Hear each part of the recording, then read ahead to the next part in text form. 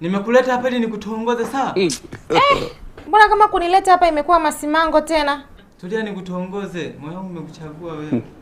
Naanza kukutongoza sawa? Kuitikia na penye uwezi. Sawa. Usigune kwanza wanaume tuko wachache, nitaacha mimi kumtongoza. Uongo cameraman. Unaitwa nani? Sesi. Hapa imeandikwa Aisha, itabidi uwe Aisha sasa sawa? Sawa. Unakaa wapi? Nakaa Capri Point karibu na kwa Sasha Makeup. Hapa imeandikwa kitambaa cheupe, itabidi uende Dar sawa? Train unapanda? Sipandi train mimi. Sijui nakusaidiaje sasa hapa. Bajaji. We kaka. Hizo una utoto mwingi, ningekupeleka mjini mimi. Na akimbia mafanikio. I wonder. Yaani wewe mpaka nimemaliza kuosha vyombo wewe bado tu unapiga story, si ndio? Nakuja mume wangu. Haya amka twende sasa. Nakuja. Twende basi ukafunge ndio ile swala na uliishe.